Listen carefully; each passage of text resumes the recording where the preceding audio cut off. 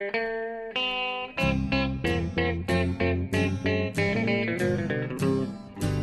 out there, we're on the air, it's hockey night tonight. So, when you're shooting, you want your stick to be at about chin level, maybe a little bit higher. If it's a little bit lower, it's kind of easier for you to stick handle and get through people because you can move your hands around a little bit more. So, whatever you like, but just make sure it's not too tall. That would be too short. And then you want a knob that isn't too thick, because if it's too big that you can't rack your hand all the way around it, like get your fingers to touch your palm, then it's going to be harder for you to control the stick and take a good shot and have a good grip.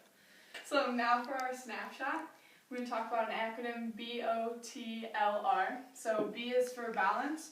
Instead of starting with your feet like this, just both of them pointing one way, you want to open up your front foot so it's pointing towards the net. And so that's how you open up your hips and you get more balance that way. So if you get knocked into, you'll still be balanced and be able to take a shot. And you're opening your hips up when you shoot. So you start with your hips this way and you bring your weight through your hips into the front leg. And you're going to transfer your weight from the back leg where it's loaded to the front leg. And the L is for load, but it's not only loading your legs and getting your knees nice and bent. You also want to load your stick and put your weight into it so you can get a powerful shot. And R is for rolling your wrist, so when you finish, you don't want to open up and kind of come away from the net and just let it go. You want to keep your weight down into it and roll your wrist over the top and follow through and point right at your target. So if you want your target to be down low, you want to point lower, and up high, point higher.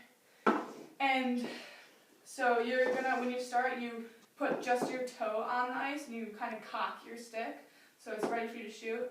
And then you transfer your weight from the back leg to the front leg, open your hips. And you want to hit it about an inch or two, maybe 3 behind the puck. So when you're hitting the ice, all that power goes into the ice. And then when it's coming up is when you hit the puck, and that gives it the power to go. So you start with your toe up and you follow through and go transfer your weight, open your hips, and end up pointing to the net. And then if you've done that a little bit and you got it kind of mastered, then you can start where you pull the puck in and then take your shot. And doing that will allow you to load your stick more and get a more powerful shot, putting the weight from your knees and the force into your stick to get a more powerful and more accurate shot. So I want to talk about the main difference between a snapshot and a slap shot. So in a slap shot, when you have your hands cocked and you're getting ready to load, you can pull your stick off the ice a lot farther. Whereas when you're taking a snapshot, you start with your toe down on the ice and you never want to lift your stick up. So you just want to come down and put all your power from the weight from not only from your legs but also through your hands onto that stick to load it really well. And the acronym that we talked about, the BOTLR, balance, open, transfer, load, and rolling your wrist, is for all shots. It's not just for the snapshot. The goalie jumps and the players bump and the fans all go insane. Yeah. Okay, so the backhand shot is similar to the forehand shot, where you're going to start with your hips not square to the net, but as you turn, I find it a lot easier if you turn your foot open so that you can shift your weight through your hips from the back leg that's loaded with your knees bent towards facing the net, and then you can finish, you want to stay finished low again and with your knees bent. So the puck is going to start kind of near the heel. It's sometimes easier if it's like a little bit farther ahead. And then you want the puck to start either aligned with your back foot or just a little bit farther back. And you want to keep your stick cupped. So you go closed and then you open it again and then close it. So when you start with it cupped and then when you're shooting, you open it so you can get some lift, and then you close it again and point at your target. So if you're shooting low, you're pointing low, and if you want to shoot high, then you point high. So when you're transferring your weight through, you want to make sure that you're pulling with your bottom hand in, like pulling towards you, and with your top hand you're pushing out away from you. So when it's combined, it's bottom hand is pulling, top hand is pushing, and that helps you flick it quicker with more power.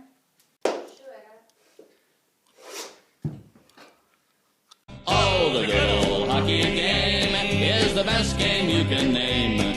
When you're taking shooting a wrist shot, you want to start the puck at your heel so it can roll off your toe. And when you're lining up, you want to start the puck either like in line with your back foot or a little bit behind it. And you're not square towards the net, so you're like sideways. Okay. And when you're so you start and you need to bend your knees to get a good shot. So you're going to pull it back and load your weight. Some people say that you can, if you're normally holding your stick, it's about distance apart with your arm. But to take a shot, you might want to move it out a little bit so you can get more flex on your stick. So you're going to pull it back. You're going to first load it onto your back leg, load all your weight there, and put that into your stick. So when you're shooting, the puck will travel from the heel of the stick towards the toe, and you transfer your weight from your back leg to your front leg. And then the other important part is the finish. So you want to roll your wrist back over. So you end with your face down pointing towards the ice. If you end up this way, it'll be a really flippy butterfly shot. So you want to make sure to have your wrist rolled over. And the last part is that it's a push and pull motion. So when you're shooting, you're pushing your top hand down to like load your stick, and then you're pulling your top hand in, so it's a quick release shot. So we already talked about how you wanted to have the puck roll from the heel to the toe, but one of the ways that you need to make that happen is to keep your stick cupped. So this is like your stick perpendicular to the ice, but when you're making it cupped, you want to decrease the angle between the ice and your stick. And it's important that you have your hands out, because if they're right in your body, your stick, the toe might come up, and then when you're shooting, since it's supposed to roll to your toe, it'll just roll right under in your whiff. So keep your hands out and keep the stick cupped so you get a better shot. We said when we started that you start sideways, but when you finish and you're rolling your stick blade over, you turn your body square towards the net, and your legs also kind of turn too. And you need to make sure that you stay down. If you come up when you shoot, then the puck is going to go up.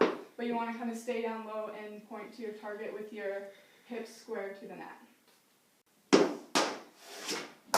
And the best game you can name is the good old hockey game.